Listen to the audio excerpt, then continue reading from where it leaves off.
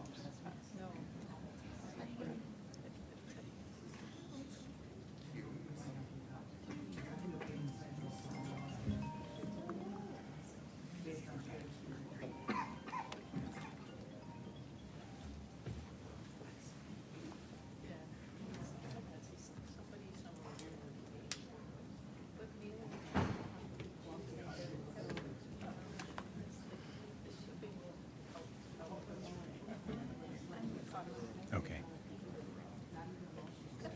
No, that was.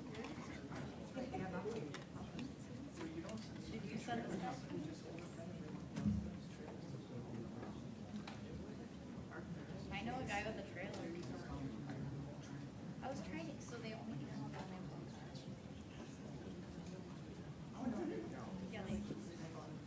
Yeah, so they have the one that's Okay, sign in or wait? Oh. All right. No, we have-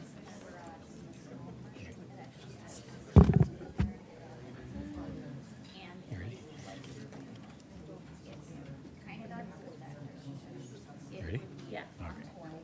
And the back, like, Good evening, everybody. It is now 7:04. You are at a Common Council meeting in the City of Wausau, June 24th, 2025, at City Hall Council Chambers. Please join me for the Pledge of Allegiance. Pledge allegiance to the flag of the United States of America and to the republic for which it stands, one nation, under God, indivisible, with liberty and justice for all.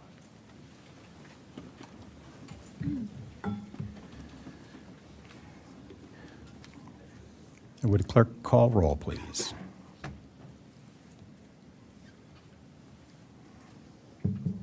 We have 11 voting members present. Proclamations, we have only one, and it's in the packet. This was read into the, was read by Will Harris at the Juneteenth celebration on Saturday, and he asked that I place it on the record. So June 19th is Juneteenth Day. They celebrated it at Center for the Visual Arts. It's now their 5th year in a row. So that is now entered into the record. Up next is pre-registered citizens for matters appearing on the agenda and other public comment. We have 3. First up is Mary Baczynski.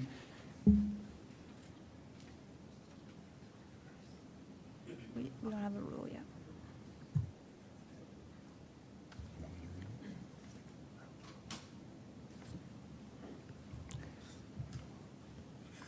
All right, while we're waiting, I'll just remind everybody, we've got 3 speakers tonight. Time is limited to 3 minutes. Please address all comments to the chair. And let's be professional and let's have fun tonight. Please identify yourself and you'll have 3 minutes. My name is Mary Baczynski, 708 Fulton Street, Wausau. Thank you, Mayor Denny, for the opportunity to speak. I wanted to express that I was appalled at the circus performance by some of the alders and city employees of the city at the city council meeting on June 10th. Those of you who were involved know who you are. And I also want to say thank you to Mr. Gisselman Mr. Neal, Ms. Killian, and Ms. Tierney for your positive remarks and insight. Over the past 2 years, there are certain council members and city staff present tonight who have disliked and disrespected you, Mayor Denny. Now it seems apparent that they have had legal advisement as to Robert's Rules of Order in order to catch you, Mayor, in any little mistake you make.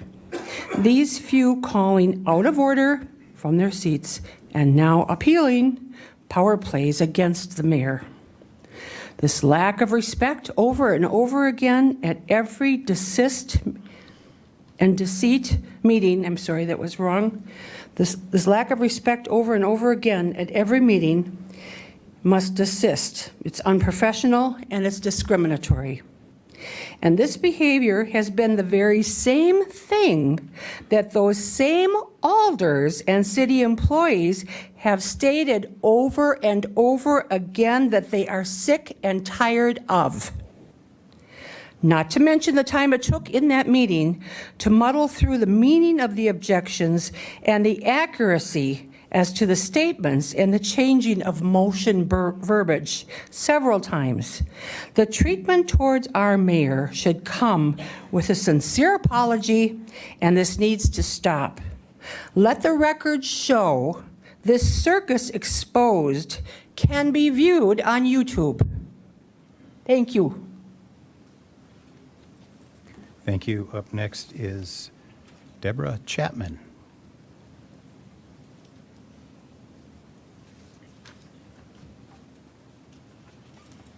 Thank you. My name is Deborah Chapman Marr at 724 Franklin Street. I can't believe that we are here again talking about something to attack the mayor. If someone has a problem and brings it to the council or ethics committee, well, then they should pay for their own attorneys. Suck it up. We, the people of Wausau, Marathon County, and the state of Wisconsin are sick and tired of it.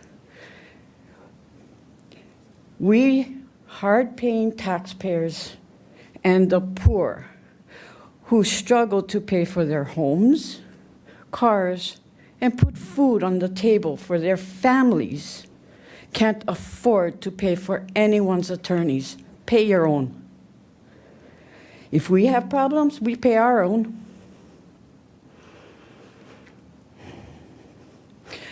As for our council members,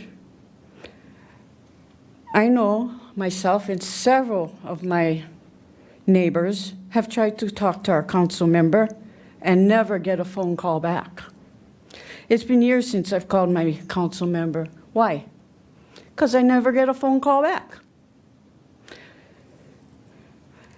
Your job is to be here, solve problems. Solve the problems of the community. Businesses, bars that are a nuisance to their neighborhoods. But yet we're here to attack the mayor and pay for other people's attorneys when I pay for my own attorney if I need one. We'd like to thank you, Mayor. We voted you in. We, the people, voted.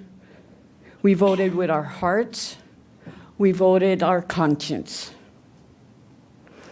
We voted for you because we believed when you said you would do what's right is right and what's wrong is wrong. We thank you for the hard work you're doing. And I hope all you council members hear us this time. Thank you. Thank you. Up next is Carrie Morrow.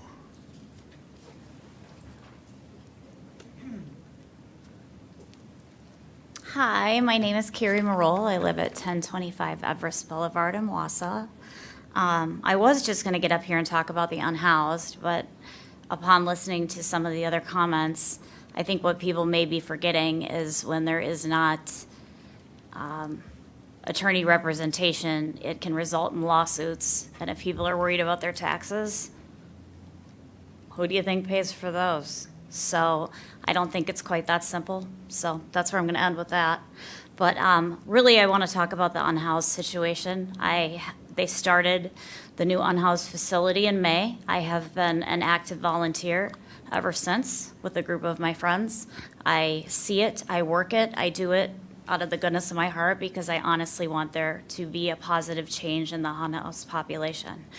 I struggle with the Bridge Street mission taking the reins on this one. And it's for a variety of reasons, but mainly because there comes so many rules and agendas that seem to be ingratiated in what their response is to the unhoused. And I just want to read you a comment that I found from Bridge Street Mission in regards to a complaint that somebody had made about their facility. Their comment back was, I'm sorry you didn't like it. As was communicated to you in the intake interview and the agreement you signed, this is not an apartment building, but a Christian discipleship program. Their words. This is not how we need to handle unhoused. There's a ton of mental illness. There's a ton of AODA problems. And if it comes with expectations that they need to be indoctrinated, I think that isn't going to solve anything. It's going to alienate a lot of the population, including what's very well known as them being against the LGBTQ population. It's not real life, and until you volunteer in these organizations, you will see with your own eyes just how big of a percentage these people are struggling with AODA and mental issues. And to make it an end game to indoctrinate these people, I think is something that the city should not be involved with. Maybe it's our only option. Maybe it's our most affordable option, but it definitely I don't think it's solving the problem. I think it's just creating more problems. And I hope that we all take this into consideration when looking at, I know this may be our only option at this moment, but let's just take a second, take a step back. Christian Charities is starting again in the fall, and try and come up with some other options, because I don't think that that's going to benefit anyone. Thank you.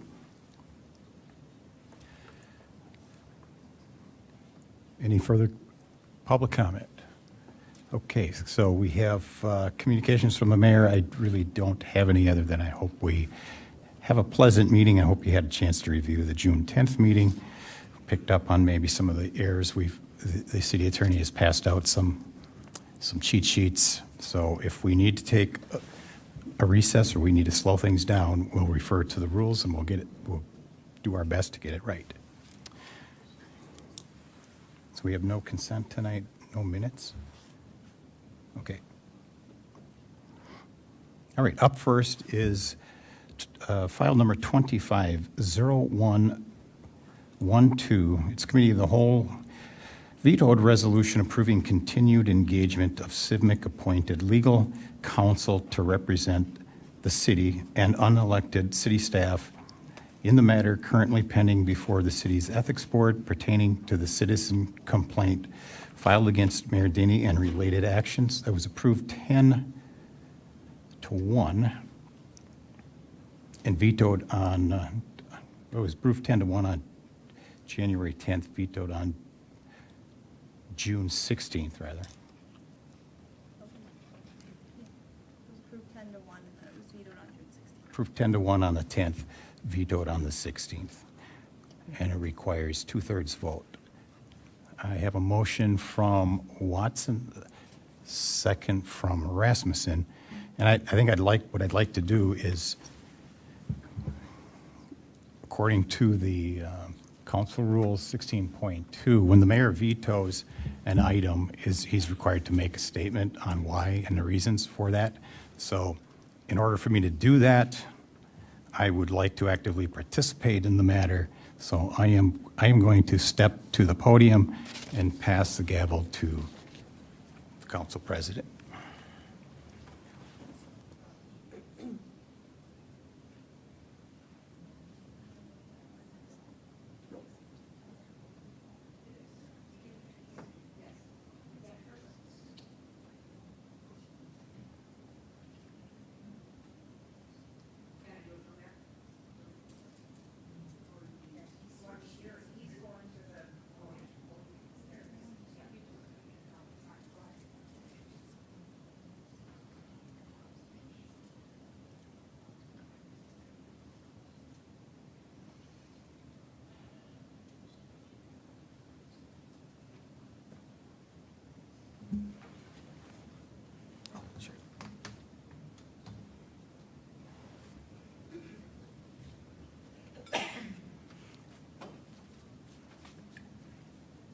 Did you have a statement right away, Mayor, that you wanted to make? We'll recognize you first if, Yeah, if I could, I'll make a statement and then for I'll sure. step back. Go ahead.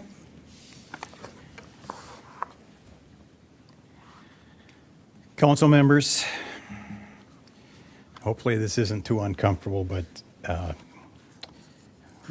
let's just take it by the rules and we'll go from there. Tonight, you are being asked to approve the engagement of Mr. Hall without knowing his scope of work and without seeing an engagement letter. In plain terms, you are being asked to approve the hire now and fill in the blanks later. That's not ethical, let alone good governance. We've recently learned that Mr. Hall has been providing legal services to a select few staff members and council president since September of last year without authorization from the full council and without a formal agreement. That means for over 9 months, legal work was being done behind the scenes with the council, the mayor, and the public kept entirely in the dark. Then on the June 2nd, Committee of the Whole held in closed session to discuss a so-called continuation agreement with Mr. Hall, yet no original agreement ever existed. There was never a vote, no scope, no transparency. This isn't just bad process. It may also violate Wisconsin Open Meetings Law, which requires that the public's business be conducted in public. When taxpayer-funded legal work is hidden from the full council and the public, it undermines transparency and public trust. Worse, it exposes the city to legal and reputational risk. Now we're being told that Mr. Hall was brought in because the city faced an imminent legal threat. Imminent legal threat. If that's true, why wasn't the full council informed for 9 months? Why wasn't the mayor informed? And why was the public completely unaware that a secret attorney had been retained? We didn't find out until June 2nd.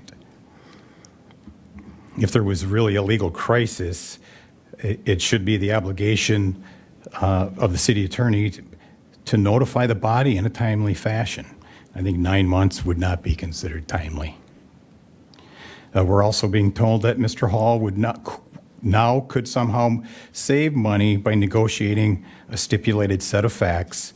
But if that was the intent, he should have engaged with my attorney last fall when we were actively offering solutions. Mr. Hall reportedly attended council meetings, yet never disclosed his role to this body or to the public. At this point, it appears the city has been funding a private attorney to serve some personal interests, and that raises serious questions about why does the city attorney and staff need attorneys at the taxpayer footing the bill. And finally, and I talked about this in my statement that I sent to you with the veto, is that CIVMIC, and maybe the crux of the issue last meeting was what was the statement from CIVMIC. We did get a letter from CIVMIC that we passed on to you. I did have a chance to speak with people at CIVMIC, and they're the city's liability carrier, and they've terminated the involvement with Mr. Hall.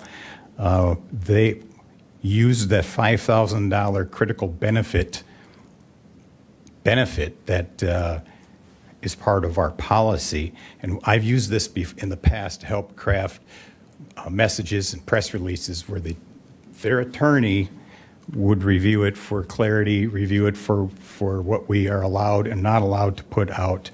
And so we've used that component before. It's made so that cities can reply to those critical issues that are happening in the city. CIVMIC was clear that the administrative ethics matters are not covered claims. CIVMIC is our legal expert on liability. If they say the work is unnecessary, why are we still considering it? There is no legal urgency. The board is adjourned for 120 days. There are no scheduled hearings and no need for public funding. This process has been secretive, unsanctioned, unjustified, and the public deserves better. Thank you. Does that conclude your participation, Mayor? If it does, I can turn the meeting concludes back my over to you. Sorry. Yeah, that concludes my statement, but I don't have a button to push, so at some point I'll raise my hand if I want to speak further. Well, that, or I guess if we want to switch seats, I mean, if you want ongoing participation, I would prefer for the complete matter, once the matter is complete, then I will. okay. Straight that's fine. I'm going to spaces. come and grab my iPad for voting then.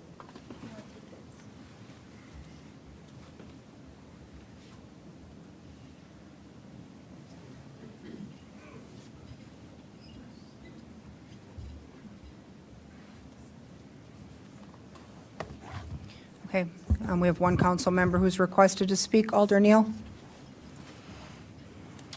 Thank you, Madam President. Just again, as we consider voting on this sort of matter, I want to clarify that a yes vote would uphold the mayor's veto, and a no vote would support the previous council decision of 10-1 supporting the engagement of the lawyer. Is that how we're to read this? No.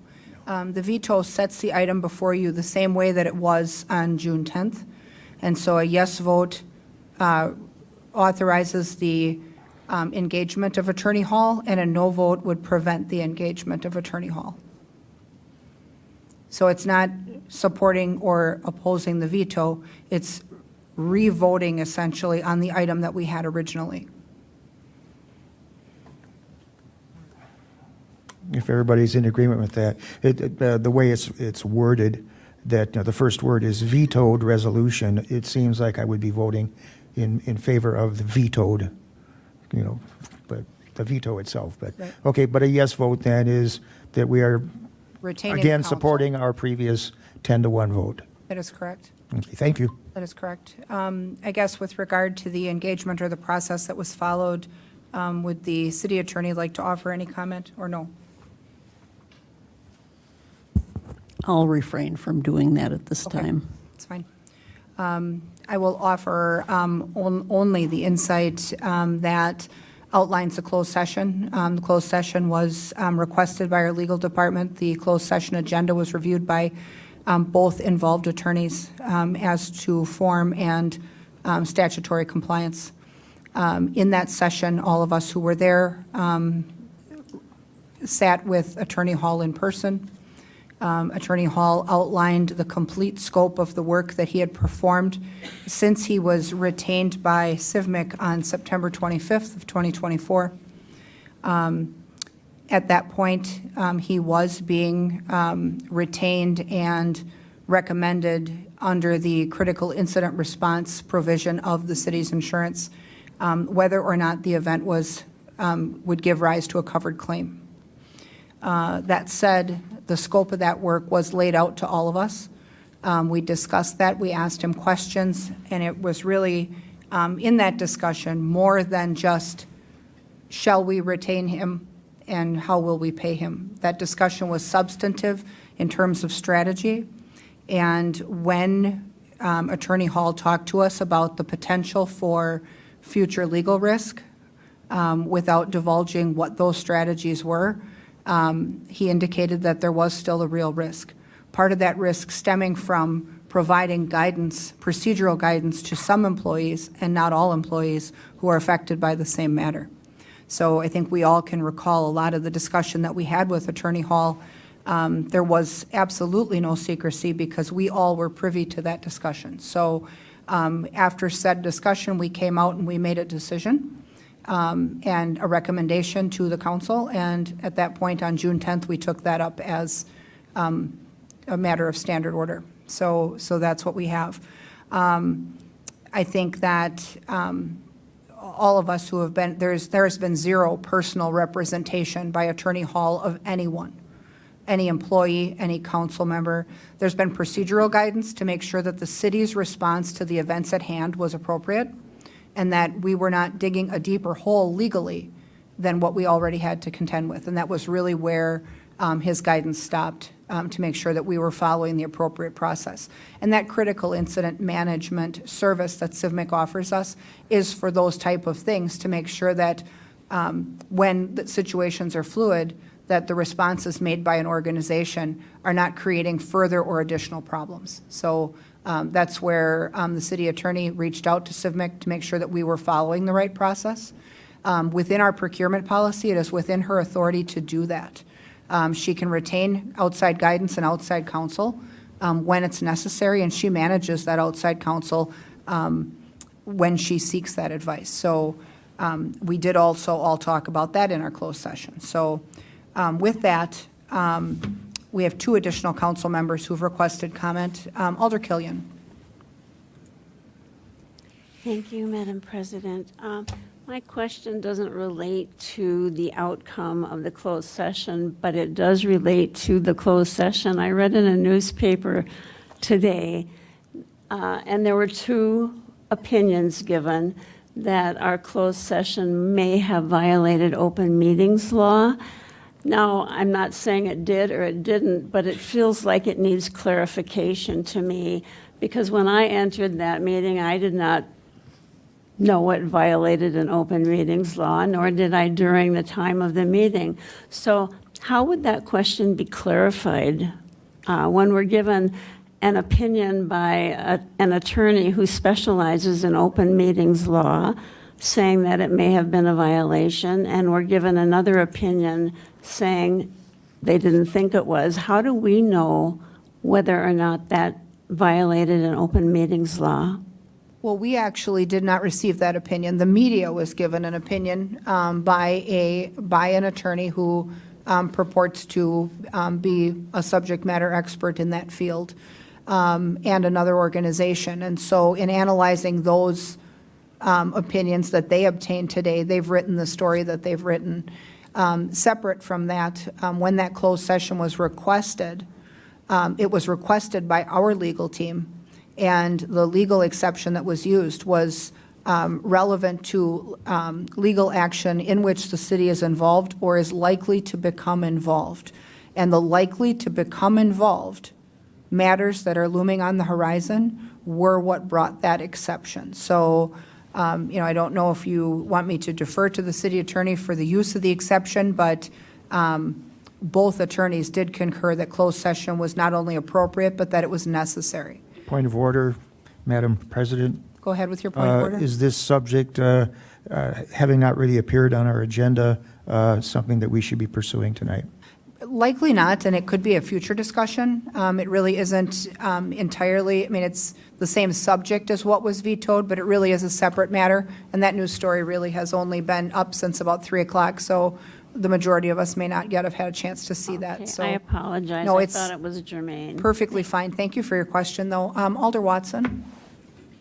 I guess one of the things that sort of I look at for this is CIVMIC, at least how I understood it, it was CIVMIC hired the attorney that we are considering entering into another arrangement with. So it wasn't like we hired him initially, and I actually don't recall seeing him at meetings, but obviously we are covered by CIVMIC, that's our insurance carrier, but I guess I sort of think of it just as a layman's kind of way. If there was an accident, my insurance carrier would they would hire the attorney to represent me for that. That is correct. Yeah, so I think I see this more as continuing that service to make sure that our city assets, which are anybody else that's going to potentially have to testify, also gets that same guidance. And personally, I would be sort of a little freaked about a deposition. I've never done one before, so I wouldn't mind somebody that had a little bit more experience in that realm. I could watch YouTube videos, I'm sure. I've watched enough crime TV to know how those depositions go, but I would like to have a real life attorney, making sure that I'm not, doing something that isn't appropriate for the city that I work, right? It is important to recognize that it is 2 totally different fund mechanisms. So the original retention and recommendation by CIVMIC that they absorbed the cost of, they were actually in communication between the city attorney, Attorney Hall, and themselves throughout the process. And when that $5,000 threshold was reached, at that point, they made a decision that the services being offered by Attorney Hall were valuable enough that they were willing to increase their participation up to the $10,000 threshold, which then was later reached. So there was that piece. But during that work, Attorney Hall obviously gained in-depth knowledge and background as to the matter at hand. So when we come to a situation where the matter has not yet resolved, but there are people that still need guidance, rather than having to bring a new counsel up to speed from square one, the knowledge that he gained from the first half of the work would be of value and save time in his guidance in the second half of the work. The only difference is that from this point, with what we had authorized, we would, as a city, be paying for that engagement up to 10,000. And of course, that would be monitored so that if we were approaching that threshold, we would then be called back in to make another decision, which is either increase funding or stop. So there would be future decisions made if that threshold is getting close, and they would be monitoring those expenses. We also talked about to reduce the cost of the engagement, that we would work to mitigate Attorney Hall's travel and work with him virtually when we could as a group. So there's that. But, you know, I agree with you. I mean, that really is the situation as I saw it as well. Not seeing any other requests for comment. Mayor, did you wish to make a comment? Go ahead. Sure, if I could reply For to sure. a couple of those items. Involved or likely to be involved. It's pretty hard to see a likely to be involved in an ethics, it's an administrative ethics complaint. So there's very low likelihood of litigation. Some strategy to potentially short-circuit the hearing process, as was mentioned, is not spelled out in our municipal code for the ethics board. It's not in the ethics board rules. This is completely outside of that scope. All privy to the scope, you said, or I heard. On June 2nd, maybe we picked up on some of that. But from September 24th or 25th, we were not all privy to any scope. We were not.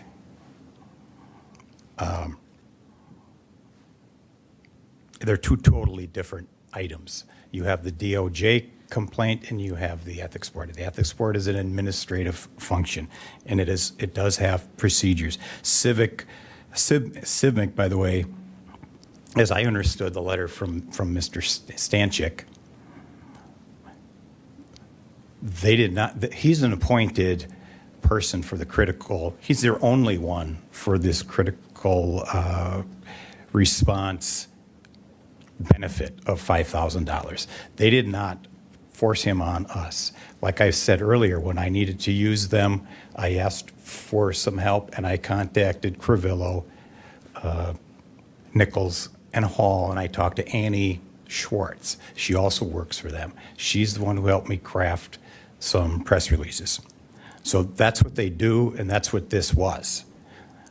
My understanding is that we blew past the 5,000 and that it wasn't an iterative ask. But that's not clear in the memo, but that was my understanding from talking to Mr. Stanchik. So I guess lastly, I mean, you really need to see an engagement letter. We don't have one. We haven't had one. Lawyers don't work on a handshake for some critical instance like this. They need an engagement letter. You need to know what the scope is. You don't know what that is. We've heard a little bit about it. You heard some strategy that I don't think is solid. But look at an engagement letter and then decide if you feel comfortable moving forward. Who are they representing? We have a list of unknown, 5 to 10 maybe. What is the mechanism for their engagement with Mr. Hall? Do they pick up the bat phone and call him directly, or do they have to run their questions through somebody on our staff? I don't know the answer to that. It just came to me now, but it seems like we're jumping into something and we're looking to draft it on the fly. We should know now what that engagement looks like and what are the risks. Thank you. Thank you for that comment. Not seeing additional council comment with a motion and a second on the floor, I believe we are ready to vote. You may begin voting.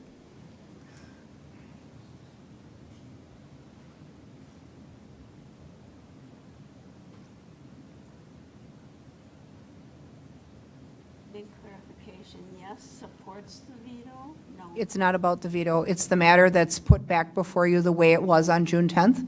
So you're voting yes or no to retain Attorney Hall. Motion passes 9-2. Thank you for that. With that, I'll relinquish control of the meeting back to the mayor. Thank you.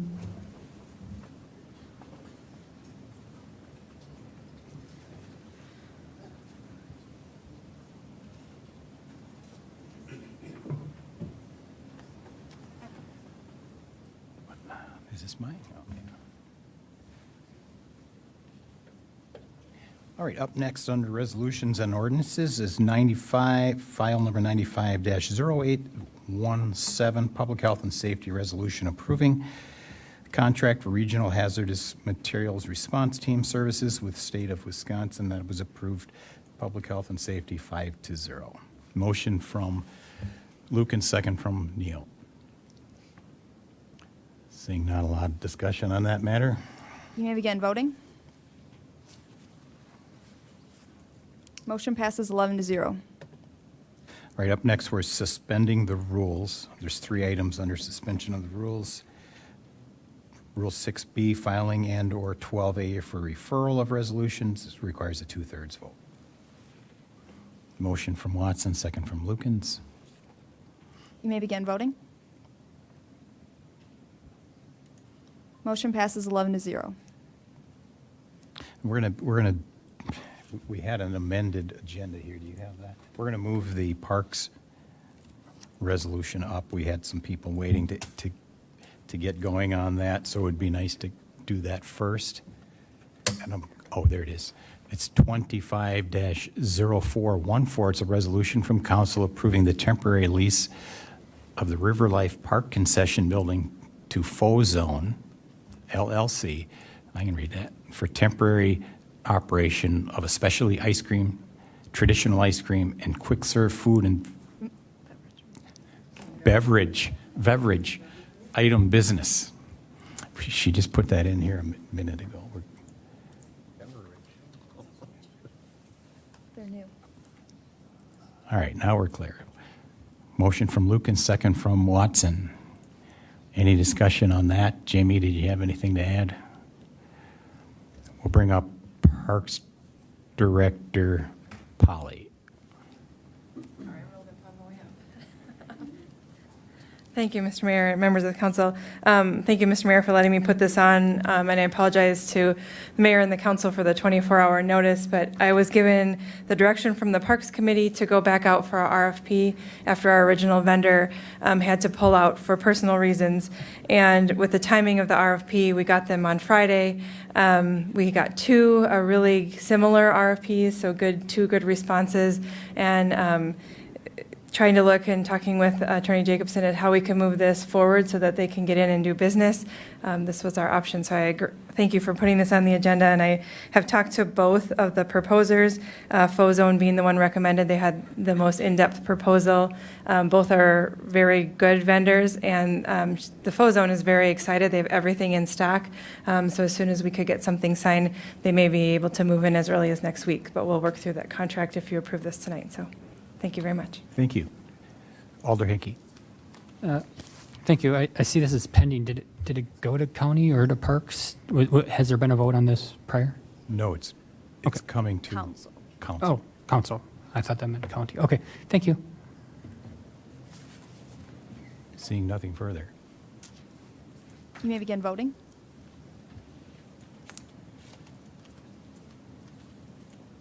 Motion passes 11-0. Thank you, Jamie. Up next,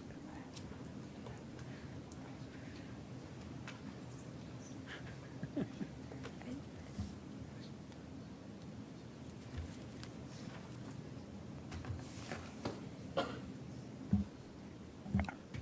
going to sell the fire truck before we buy one. So first up is 24-1108. It's a finance resolution approving the sale of Wausau Fire Department Ladder Truck 2. What was the vote on that? 4-0. It was a 4-0 vote. I'm going to ask, Chief is up here already, Jeremy. And this is a little uncomfortable for me. I'm just going to tell you what Jeremy and I talked about before the meeting. It was the intent of council to sell this vehicle before we purchased another, and we are now in the final stages of being able to have one wash the other because we've got 5 business days to make this happen. So it's a bit of a pickle that we are in, and I'm asking Jeremy to explain that and what your confidence level is that this can happen. Absolutely. So Ms. Polly stole my thunder in thanking you guys. I think it's my fault that you're here on a meeting that you were supposed to be off. So I thank you very much for your time and all showing up and taking this serious. I think this is an opportunity that provides a lot of challenges. Myself and my staff have been up against the wall trying to make certain things happen, and we're running into the 12th hour. And what's happening here is what we're looking to do this Friday is sell this fire truck to a fire department in Georgia. And with that, everything is pending that sale. If that happens on Friday, I want to get the money wired over here as fast as possible on Friday, where I have one business day on Monday to move into the next item, which is purchasing a different truck. So I think without getting ahead of myself, we'll stay in the first item.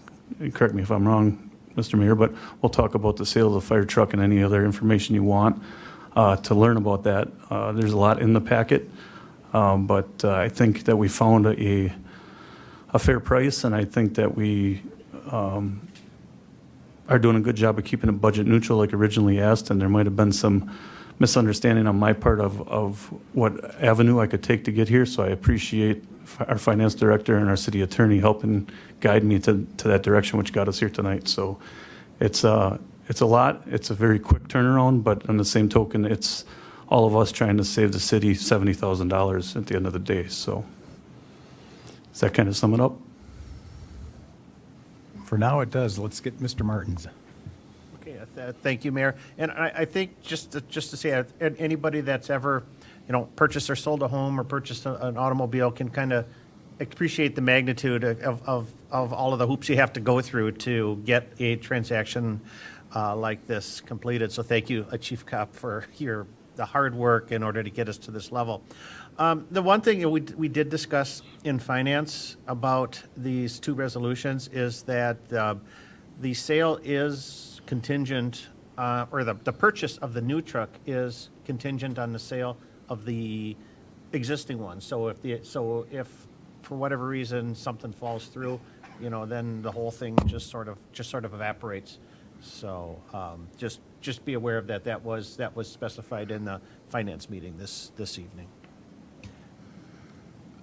Okay, we might want to clarify a little bit of that, or is that appropriate?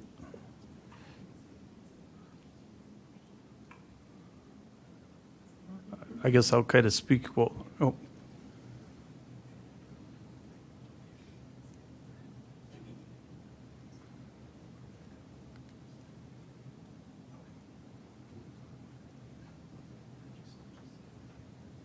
Okay, go ahead, Jeremy. Yeah, so in my mind and what we've discussed with department heads, if for whatever reason the sale wouldn't happen on Friday, we're back to square one. The purchase talks would be dead in the water. Reliant Fire Apparatus understands that. They're also waiting our text messages tonight to see how this went tonight. But, I think at the end of the day, if I don't get this sold on Friday, which I'm very, very confident this will happen on Friday, then it leaves me the one day to do the rest. So if anything would go wrong on Friday and my trip over to Osceola, Wisconsin, working with the Georgia Fire Department, or a fire department in Georgia, I'll let you all know via email, but I'm very confident that will happen on Friday. Alder Killian. Thank you, Mr. Mayor. Jeremy, I listened to all of I know you've worked hard, but I do understand. I've been involved in sales for many, many years. I have a question for you. Do you have anything in writing? Do you have an offer to purchase? Do you have a listing contract? Do you have anything in writing for any of these sales or purchases? No. So how can you be so confident that this is going to happen on Friday and you're going to have this money?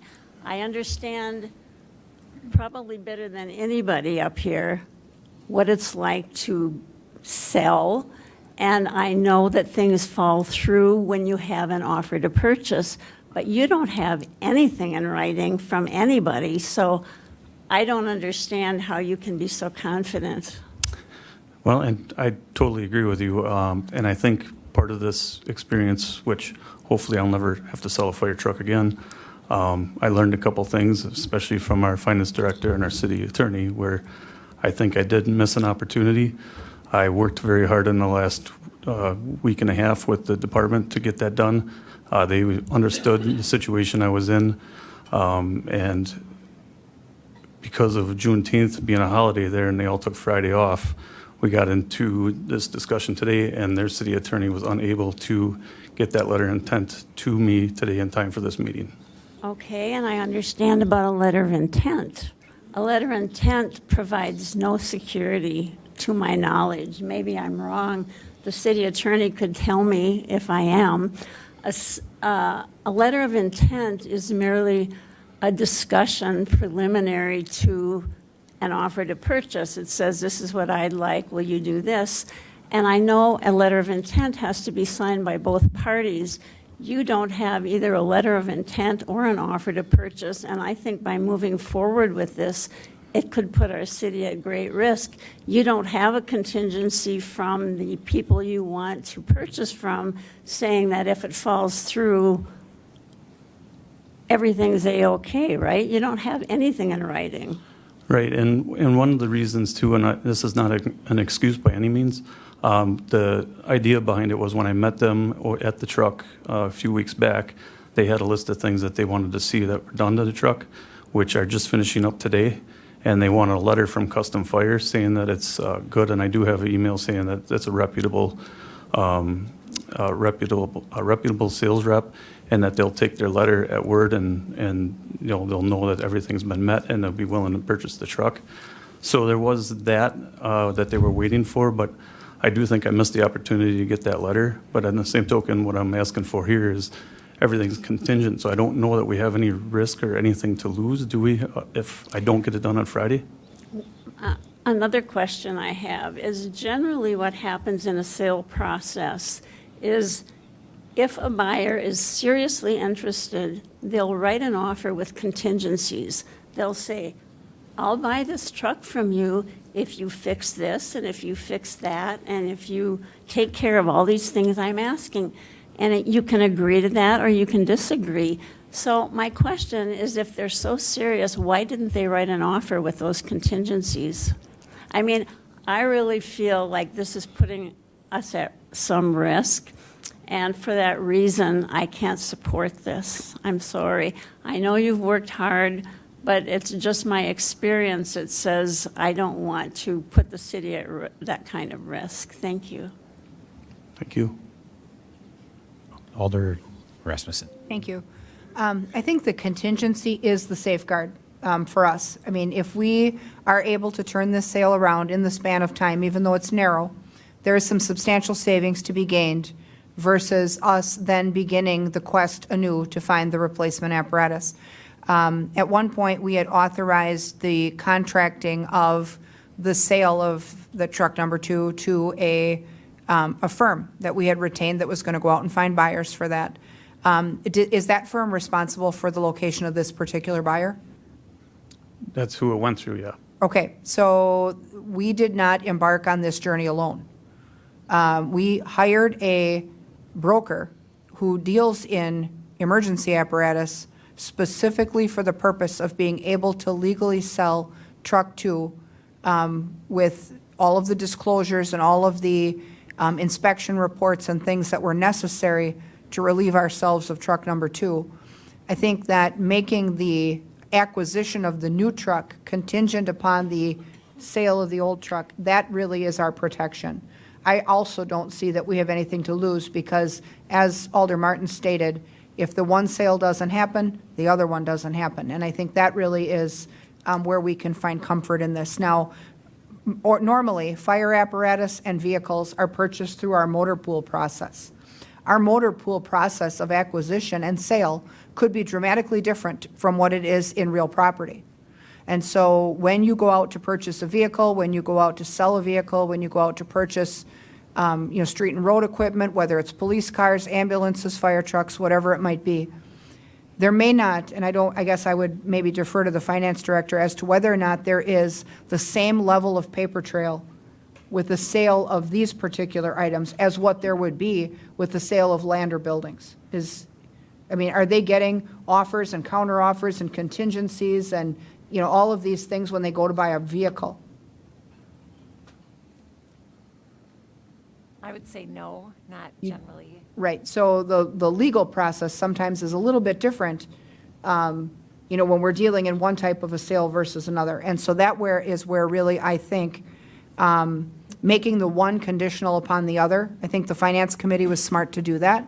But I also think that you will know on Friday if you have a completed sale or not. And at the end of the day, Friday, you'll also know if you have to then begin to locate a replacement truck. And at that point, there's no urgency to, approve a deal on the replacement truck because it's going to be the price that you find at that point if you have to start that search over. So the only reason we're expediting this tonight is so that we can get that quick turnaround for the savings. If it doesn't happen, he's back to finding that truck and then making that purchase through the conventional process that may take a little more time. So, it doesn't mean that we're stuck with the truck that they want. It just means that they're going to have to go and find a new apparatus and, begin that search anew. And it could cost a little bit more than what we have now with this quick turnaround. So this makes sense to me that we at least make this effort. Thank you. Alder Watson. So I guess I have a question for Alder Killian, is about I know the amount of risk could be very varied. I mean, your imagination could go wild, but I guess what risks were you thinking could be an issue if it is a contingent sale, which it is for sure. Like if we don't sell this on Friday, we're not going to buy that on Monday. Correct. Okay. So I guess I would want to hear some other potentials. Everyone is saying this is contingent on that, but we have nothing in writing saying anything is contingent on anything.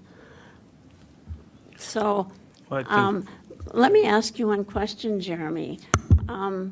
Have you tried to, if we don't do this quick turnaround to save $70,000, they must, if you're so sure we're going to sell it, they must have a really sincere interest in this truck, right? Yes. So have you talked to them at all and said, okay, if we don't get it done by the 30th, are you still interested and can we still negotiate a deal on the truck? I know this is just a phone call. I've been on the phone daily with the chief down in Georgia. And the last thing he said to me this morning when he had to deliver the bad news that his city attorney couldn't get me that letter today, he said, just between you and I, chief to chief, we are buying this truck and we're wholeheartedly in it. So it's not in writing, but I'm just telling you what the words were. Okay, so they're buying the truck. Does that mean we're going to lose $70,000 if it's not done by the 30th? Or have you tried to negotiate that with them so that if they're that interested? So just to clarify, that $70,000, that's savings on the next purchase. That has nothing to do with the sale of this truck. But it's contingent on the sale of the truck right now, right? That purchase, yes. Okay, so So it's not losing, it's just an opportunity to save. Okay, so can we still save on the other truck if will they want to sell us the truck if we don't do this by the 30th? So this is a demo truck, and if it's on their books to, find, the reason they want to take $70,000 off of it is to close the books by the end of the day on June 30th, which is their fiscal year. If it's still available, which they can't save it for us, if it's still available, we can still purchase it.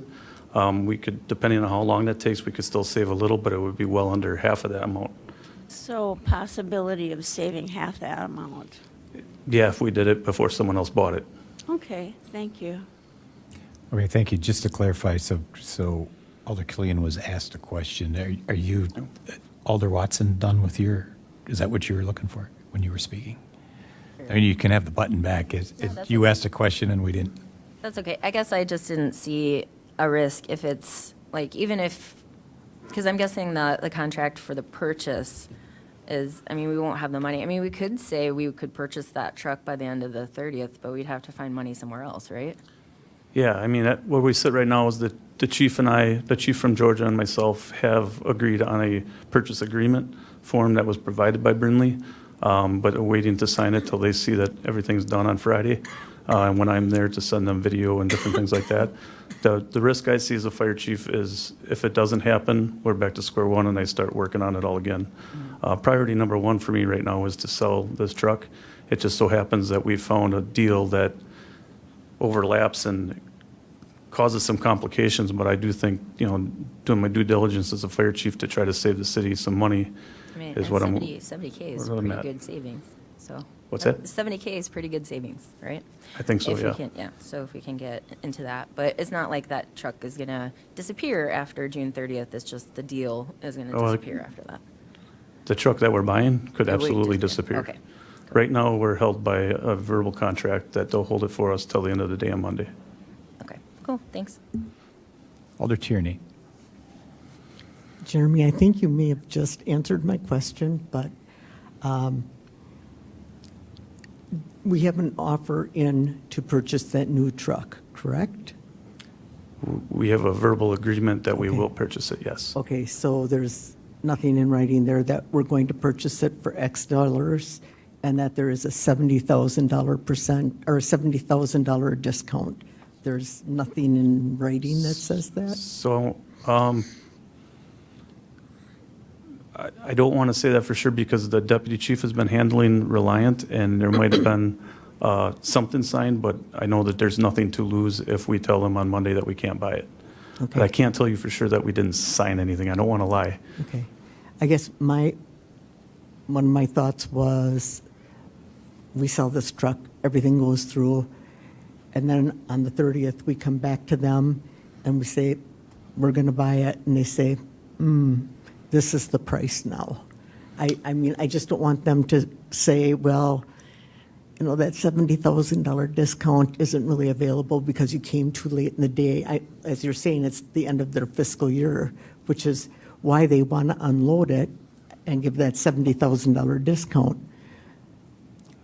I do have paperwork from them Okay. stating it, but not a contract per se. Okay. Thank you. Thank you. I guess at the risk of embarrassing Jeremy a little further and maybe myself, is I did signal when we set this meeting that if we didn't have a purchase agreement, I was going to cancel the meeting. Then we had since piled on some other things. We had the ice cream stand. So, and then Jeremy had some more conversations with Mary Ann and the city attorney to work through some sort of contingency. I think it's fair to say for all of us, this is not best practice. Jeremy and I talked about this. We agree that it's not best practice. And here we are. So, I think we need to take some lessons from this, and I think we will. So I want to make sure, we had the meeting, could have canceled it. Let's take a chance. I mean, this is a risk, because it's a risk to our reputation if we drop the ball. It's a risk, it's bad business. We know that. But Jeremy's here, hat in hand, and I think we owe him a vote on this. So seeing nothing further, May we begin voting?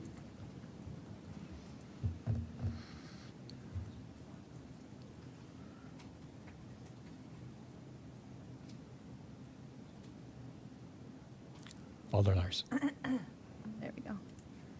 Motion passes 10-1. Thank you.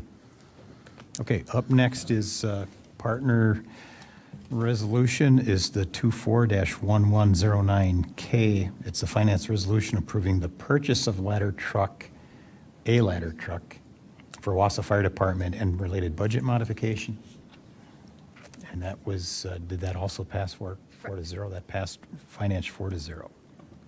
Motion from Henke, second from Watson.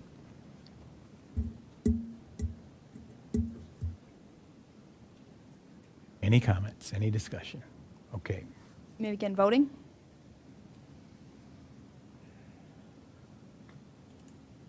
Motion passes 10-1. Thank you. Up next is public comment and suggestions. Anyone ride this thing out, ready to go? Anyone? Nobody. All right, up next is adjournment. Entertain a motion to adjourn. Motion from Lucan, second from Henke. All in favor? See you later.